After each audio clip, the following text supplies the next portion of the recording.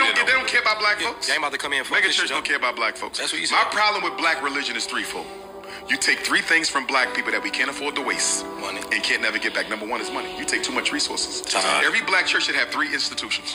You should have a school for our kids, a bank to invest in our people, and you should have a community garden to feed our people good food. Every church should have those three. If you are bringing in at least $250,000 a year in tithes, and you ain't got a school, a bank, and a garden, you a goddamn fraud. I don't care who you are. Remember what I said, 250K. If you less than 250K, you should still be doing something. But I'm not going to hold you to the same standard. But if you $250,000 that you can depend on annually, you should have some institutions for the people. So number one, they take too much money. Number two, Joe, they take too much of our time. You don't get your time back.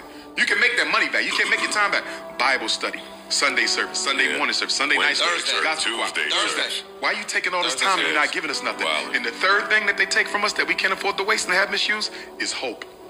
The black church abuses our hope by constantly making you feel Jesus or Muhammad going to come and make everything right when the time is right. And that's why black religion plays right into the hand of the white power structure. You know why? Because it has black people thinking they don't have to do shit but wait and pray in order to change their circumstances. And that's why Napoleon Bonaparte, and I'm a fan of Napoleon Bonaparte, the white man's greatest military strategist, said what?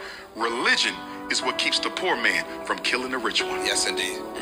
No, religion ain't nothing but mind control. Nobody has ever opened up a church to liberate people. Churches were created to control minds. You can't show me a religion or a religious organization that believes in free thought and liberation of consciousness. Every religion is a mind control institution. It's not attached to spirituality. That's why I didn't. Umar Johnson was speaking truth on that one. Whether you agree with other things that he says or not is irrelevant, because in what he was saying right there is truth. You know, when I was a Christian and I became a deacon, some of the things that he's talking about are things that I wanted to implement. I actually created a plan, a program for a church and to become a mega church. If you were a medium-sized church, you would become a mega church based on this plan. If you was already a mega church, you would become whatever they would call a supersized mega church. But you know, it was rejected by every pastor in the Atlanta and Metro Atlanta area that I went to. Some of those things included starting a bank. Starting a bank or a credit union that is facilitated and governed by the members of the church. That it would be more of a community-style bank where it's not just looking at your credit score, but we're looking at the individual, the person. This bank would also increase the amount of money that's rotated in the community. It would be able to purchase the homes, help people purchase homes in their community, help them start businesses in their community. The plan also incorporated where every business in the church was recognized after it was identified, and it was made sure that the business was legit, had all their paperwork in order, that the businesses would be recognized every week the same way. If you can ask for offerings every week, then you can recognize the businesses in your church and encourage the people to shop with those businesses. You then encourage those businesses to give jobs to the people in your church. That as those businesses grow, that they employ the people out of their church first, so that you're also providing employment for those people.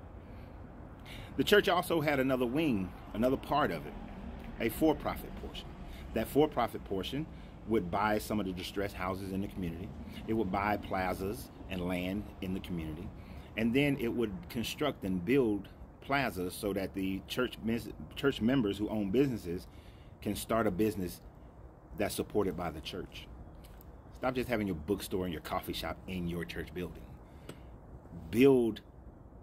Buy property and build businesses that the church is automatically going to support. And then as the church grows, the church builds its own grocery store. That grocery store is also supported by a garden that is grown on church property or on property that the church purchased. That the church begins its own farming. Not just a garden. I'm talking about full-fledged farming.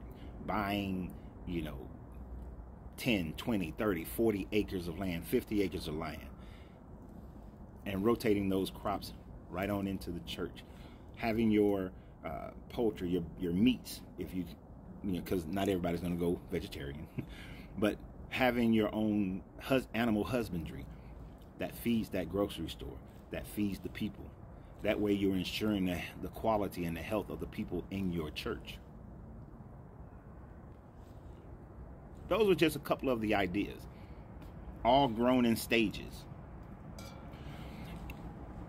Pretty much every pastor's response was initially the fear of them losing their 501c3. And then once I demonstrated to them that they would not lose their 501c3, it was this idea of hope. The other thing that Umar was talking about, hope. That people's hope should be in God. That one pastor was completely honest. If everybody in the church became wealthy or was financially good, then their hope in God, their need for God to take them out of their troubles, would be diminished or lost. I'm not going to say that pastor's name. It's very well known. Passed on now, actually. But that was one of the most vile things that I heard from a pastor. He basically indicated that he needed to keep people enslaved to the religion so that they would stay enslaved to him, that he could keep his position. It's a sad thing. It's incredibly sad. But it's true. The church is taking from black people way more than it's providing. It's taking your hope. It allows you to sit there and not take action to change your life. Got you sitting waiting for some Messiah or some end time to come and change your life, instead of you understanding how you can change your own life. I'm going to talk about that in my next video. It's not that hard. All you have to do is be willing. But y'all have a great day. And remember always, you got to free yourself to be yourself, because your greatness is non-negotiable. Good journey, good vibrations.